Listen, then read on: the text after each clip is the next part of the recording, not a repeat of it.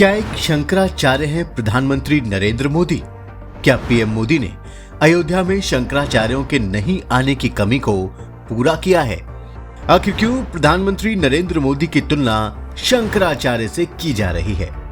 दोस्तों, अयोध्या में बन रहे भव्य राम मंदिर में रामलला की प्राण प्रतिष्ठा में शंकराचार्यों के नहीं आने के मुद्दे को विपक्ष ने खूब तूल दिया, लेकिन अब कुछ लोग कह रहे हैं कि पीएम मोदी ने खुद इस कमी को अपने तप के बल पर पूरा कर दिया है और अयोध्या में अन्य धार्मिक दायित्वों के साथ साथ उन्होंने शंकराचार्य वाली भूमिका भी बखूबी निभा दी। आखिर क्यों लोग पीएम मोदी की तुलना शंकराचार्य से कर रहे हैं? क्या मोदी आदि शंकराचार्य के दर्शन और आचरण के ज्यादा करीब हैं? क्या आदि शंकराचार्य के दर्शन, सिद्धांत और आचरण आज के वर्तमान शंकराचार्यों में पूरी तरह चरितार्थ होते दिखते हैं? इस वीडियो में इन सब सवालों का आपको तर्कों के साथ डिटेल में जवाब मिलेगा। आप बस देखते रहिए द कर्मा। दोस्तों, बीजेपी सांसद निशिकांत दुबे ने प्रधानमंत्री मोदी को लेकर जो बयान दिया है उसकी हर तरफ चर्चा हो रही है। निशिकांत दुबे ने प्रधानमंत्री मोदी को शंकराचार्य ठहराया है। उन्होंने एक चौपाई का जिक्र करते हुए प्रधानमंत्री मोदी को शंकराचार्य बताया है।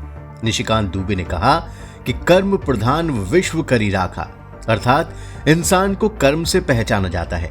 जिस प्रकार शंकराचार्य समाज के लिए जीते हैं, अकेले रहते हैं, पीएम मोदी भी उसी तरह जीते हैं। वो 11 दिन का अनुष्ठान कर रहे हैं और कठिन व्रत भी कर रहे हैं। जैसा एक तपस्वी का जीवन होता है, वैसे ही पीएम मोदी भी अपना जीवन जी रहे हैं।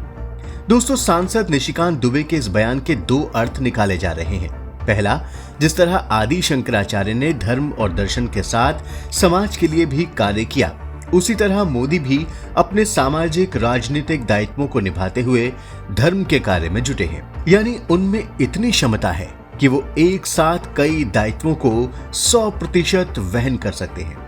दोस्तों, ऐसा बताया जा रहा है कि रामलला की प्राण प्रतिष्ठा से पहले वो बहुत कठिन व्रत कर रहे हैं। मोदी ने अन्न जल त्याग दिया है और वो सिर्फ नारियल पानी पीकर रह रहे हैं। ब्रह्म मुहूर्त में उठ रहे हैं, ठंडे पानी से स्नान कर रहे हैं और ध्यान साधना के साथ उन पूजा अनुष्ठानों को भी कर रहे हैं जिनका प्राण प्रतिष्ठा से पहले विधान है। वो देश भर में भगवान राम से जुड़े पवित्र स्थलों पर भी जा रहे हैं। दूसरा, अपने धार्मिक तप से वो शंकराचार्यों के नहीं आने की कमी को भी पूरा कर रहे हैं, क्योंकि शंकराचार्य के दर्शन और व्यवहार उनके आचरण में साफ साफ दृष्टिगोचर हो रहे हैं। अब बात करते हैं आदि शंकराचार्य के दर्शन, सिद्धांत और आचरण की। दोस्तों, आदि शंकराचार्य दार्शनिक और सन्यासी ही नहीं बल्कि महान समाज सुधारक भी थे। वैदिक सनातन धर्म को उन्होंने समय की मांग, लोगों की रुचि, जिज्ञासा और समाज कल्याण की भावना के रूप में समझा और समझाया। आचार्य शंकर कभी लकीर के फकीर नहीं बने। संन्यास के बावजूद शंकराचार्य अपनी मां का अंतिम संस्कार करने के लिए लौटे, क्योंकि उन्होंने अपनी मां से उनका अंतिम संस्कार करने का वादा किया था। वैदिक परंपरा के मुताबिक एक बार गृहस्थी छोड़ने के बाद सन्यासियों को गृहस्थ जीवन के कोई भी संस्कार करने की इजाजत नहीं होती। लेकिन शंकराचार्य साधारण सन्यासी नहीं थे। वे स्थापित मान्यताओं को नकारने वाले क्रांतिकारी थे। जब उन्हें शमशान घाट में अपनी मां का अंतिम संस्कार करने की इजाजत नहीं दी गई, तो उन्होंने अपने घर के पीछे वाले हिस्से में उनका अंतिम संस्कार कर दिया और अपना वादा निभाया। दोस्तों, जब आदि शंकराचार्य काशी में रह रहे थे, तब एक बार उनकी मुलाकात एक चांडाल से हो गई। तब हिंदू धर्म की जाति व्यवस्था में चांडाल जाति सबसे निम्न स्तर की मानी जाती थी। जब शंकराचार्य का सामना उस चांडाल से हुआ, तो उन्होंने उससे रास्ते से परे हटने को कहा। जवाब में वो हाथ जोड़कर बोला, क्या हटाऊं, अपना शरीर या आत्मा, आकार या निराकार, सीम या असीम?